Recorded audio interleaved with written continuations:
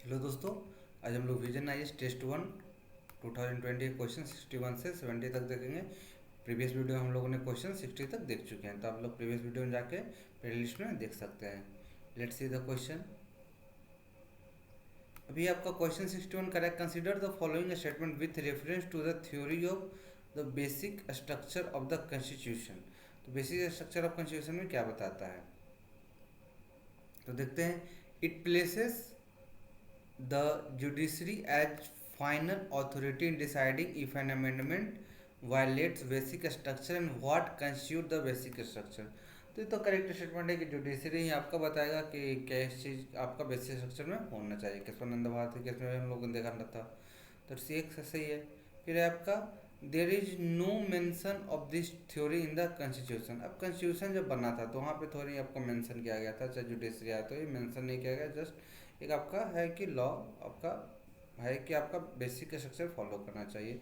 There is no mention in this theory in the constitution, तो सही है। Next statement है आपका the national commission to review the working of the constitution. National commission review the working of the constitution oppose the theory of the basic structure. तो ऐसा नहीं, oppose नहीं किए थे उन्होंने, फेवर में ही थे। तो इस तरह से गलत हो गया, तो आपका बी का करेक्ट आंसर आ जाता है 1 and 2। Let's see the explanation. तो it places the judiciary as the final authority in deciding an amendment violate the basic structure. What constitute the basic structure? There is no mention this theory in the constitution. फिर आपका यहाँ पे है the commission जो stuck the theory of basic and did not suggest any major that would the basic structure. And यहाँ पे है आपका ये थ्योरी जो है केशवानंदा भारती केस में आया था जुडिशरी आपका बेसिक स्ट्रक्चर के बारे में। और जब आपका थर्ड जो था NCW वो आपका सपोर्ट करते हैं। So let's move to the next question. अब है which of the following is part of the right to freedom under fundamental right. Practice any profession. कोई भी आप प्रोफेशन यूज करना चाहते हो, कॉमर्स साइंस कुछ भी कर सकते हो, तो आपका राइट टू फ्रीडम ही है, तो ये ऑब्वियसली आंसर होगा। Right to move out of the country, obviously बात है, आप चाइना जाओ जापान जाओ, कंट्री आपको कॉन्स्टिट्यूशन अलाउ करती है, तो ये भी सही है। Right to elementary education, elementary education मिलना चाहिए, कॉन्स्टिट्यूशन आपको देता है, तो इस हिसाब से हम लोग का डी आ जाता है। Let's see the next question. तो यहाँ से एक्सप्लेनेशन देखते हैं। The supreme court held that the right of the free movement is a vital element of a person liberty. Obvious बात है, लिबर्टी मतलब क्या, आप अपने आप को फ्री होकर मूव कर सको। The right of free movement includes the right to travel abroad, hence statement two correct. फिर यहाँ पे practice any profession, to carry on occupation, trade, business, hence statement 1 correct. It provide the right to elementary education होना चाहिए, तो इस सबका 3 correct. Article 21 में mention है आपका, 19 में प्रोफेशन के बारे में मेंशन है, 20 के बारे में to protect in respect of conviction of offences. 21 आपका फ्री मूवमेंट, 21 आपका right to elementary education A में ही है, और 22 में provide the protection of people who have the arrested in detain in certain cases. So all are correct. Let's see the next question. यहाँ पे आपका with reference to Lokayukta consider the following statement। all state and union territory in India have appointed a Lokayukta, तो ये incorrect statement है। the Lokayukta is appointed by the chief minister of the recommendation of selection commission, तो ये incorrect है, तो इस हिसाब से हम लोग का डी आंसर आ जाएगा। let's see the explanation। all state and union territories of India do not have a lokayukt। there is no lokayukt in the Jammu Kashmir, Puducherry and Telangana as yet, hence statement 1 is आपका not correct। फिर आपका the Lokayukta and Upa Lokayukta are appointed by the governor of a state, तो आपका हिसाब से statement 2 is not correct. Let's see next question.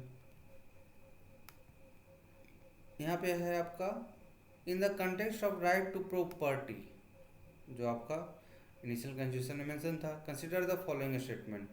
तो इस हिसाब से हम लोग का statement 1 in the original constitution the right to acquire, purchase and maintain property was a fundamental right, तो ये सही बात है, ओरिजिनल कॉन्स्टिट्यूशन में था।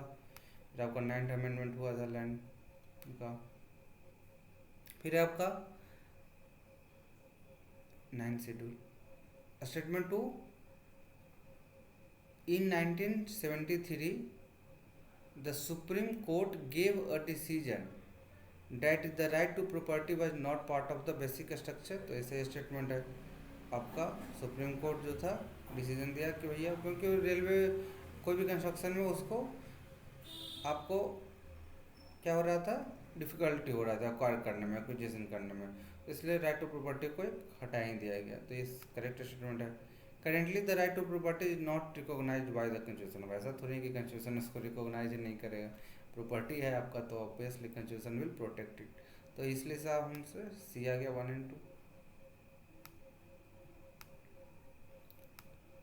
Behind the controversy about the relationship between right and directive principle, there was one important reason in the constitution. Originally, there was a fundamental right to acquire, possess, and maintain property, but the constitution made clear that property could be taken away by the government. Finally, in 1973, the Supreme Court gave a decision that right to property was not part of the basic structure of the constitution, and therefore Parliament had the power to abridge this right by an amendment, और उसी को आपको कमी कर दिया गया।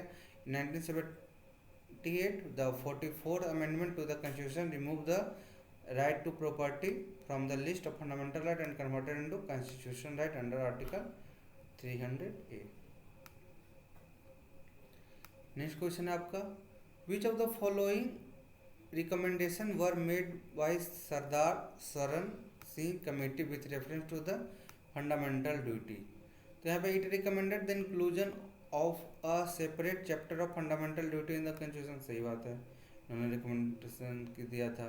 फिर आपका इट रिकमेंडेड पार्लियामेंट में provide for the imposition of penalty या punishment for any non compliance with any of the duty. Obviously बात है, और कुछ रूल बनाते हो तो उसका आपके ऊपर एक तरीके से पेनल्टी होनी चाहिए, जो लोग नहीं फॉलो करेंगे तभी तो लोग स्ट्रिक्टली फॉलो करेंगे। तो ये भी सही है। It recommended to make the failure to comply with fundamental duty as a ground of disqualification of elected candidate. तो यहाँ पे देखिए कोई भी अब पॉलिटिकल है तो वो तो अपना ऑब्वियसली बने रहना चाहेगा कैंडिडेचर, तो इस तो रिकमेंडेशन कोई भी नहीं देगा। गवर्नमेंट में हो क्या आप गवर्नमेंट के अपोजिशन, तो ऐसे भी रिकमेंडेशन नहीं देंगे। ये ऑब्वियसली एलिमिनेट कर सकते हैं, तो इस हिसाब से हम लोग का सी आ जाता है। In 1970 the Congress party set up the Sardar Swaran Singh committee. The committee recommended inclusion of separate chapter fundamental duty in the constitution. The parliament may provide the imposition such penalty। Parliament तो कुछ भी provide कर सकता है, उनकी rule है, उनकी majority है। Consider appropriate for non compliance with refusal of the any of the duty. So आप देख सकते हैं duty of to pay taxes also a fundamental duty. Obviously government को पैसा दीजिएगा तभी तो government will work for the enhancement of आपका एक्सेसरी। नेक्स्ट क्वेश्चन है आपका,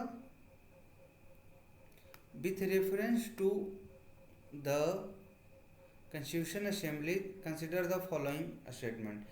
It was set up based on the proposal under the Mountbatten Plan। तो ऐसा कुछ नहीं है Mountbatten Plan के through. It was held first meeting before India became independent। Obviously Constituent Assembly independent के पहले ही आपका फर्स्ट मीटिंग हुआ था। Its member were chosen by indirect election by the member of the provincial legislative assembly। तो ये भी correct statement है, तो हम लोग का आंसर सी आ गया। Let's see explanation. Formally, the constitution was made by the Constituent Assembly, which had been elected for undivided India. It held its first sitting 9 December 1946। तो obviously independent के पहले आपका फर्स्ट सिटिंग हो गया। And reassemble the Constituent Assembly for divided India on 14 August 1947, जिस दिन पाकिस्तान आपका independent day celebrate करता है। Its member were chosen by indirect election by the member of a provincial legislative assembly that had been established under the government of India in 1935। The Constituent Assembly was composed roughly along the lines suggested by plan proposed by the Committee of the Cabinet। वही आपका क्या नाम दिया गया, cabinet mission. The Constituent Assembly was proposed roughly along line proposed by the committee British cabinet known as cabinet mission. Next question को move करते हैं. यहाँ पे आपका बताया जा रहा है which of the following right are available to both citizen and non citizen in our constitution framework. Constitution framework में ध्यान में रखते हुए कौन आपका सिटीजन और नॉन सिटीजन दोनों को फॉलो करता है. तो right to life and liberty, सबको आपको आज़ादी और स्वतंत्रता का अधिकार है, तो सही है, सबको मिलना चाहिए. Right to religious freedom, secular country सबको रिलीजियस फ्रीडम मिलना चाहिए. Right to freedom of speech and expression, तो ये देखिए इसमें आपका क्या है, फॉरेनर को कहीं ना कहीं आपका ब्रिज किया गया है. यहाँ के आपके लोगों के बारे में कुछ भी तो आप नहीं बोल सकते ना, तो इसलिए ब्रिज किया गया. फिर right to protection in respect of the conviction of offences, तो ऑब्वियसली कोई भी आप प्रोटेक्ट कर सकते हो अगर ऑफेंसेस के बारे में, तो इसी हिसाब से हम लोग का बी आंसर करेक्ट आ जाता है. Protection in respect convention in for offences, protection in life, personal liberty, freedom of conscience, free profession, protection against arrest detention, article 22, provision of human traffic in human freedom, force labour, तो सही है आपका. Let's see the next question.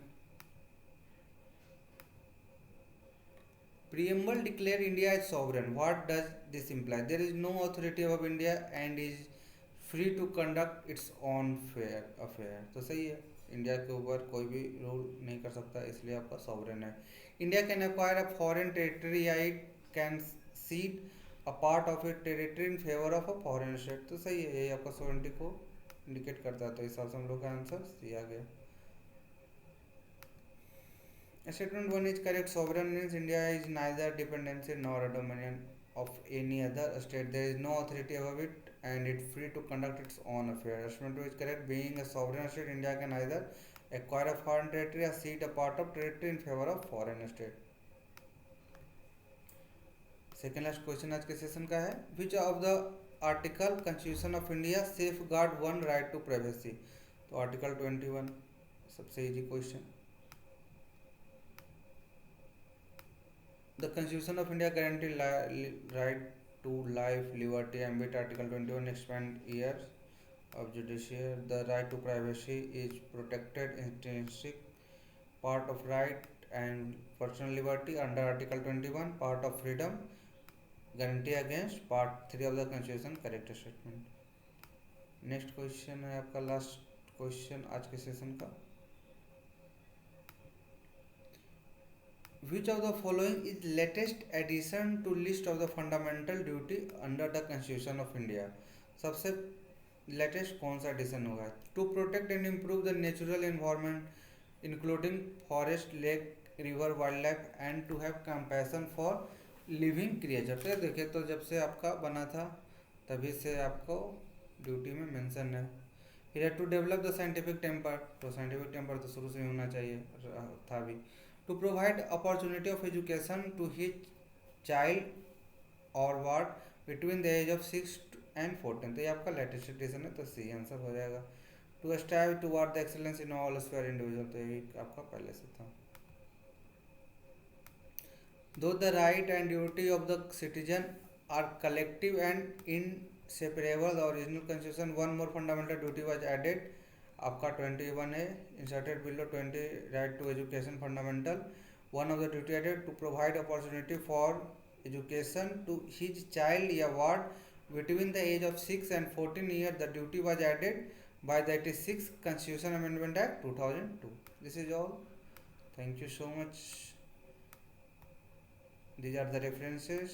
Like, share and subscribe. Press the bell icon to get all notifications. Thank you so much.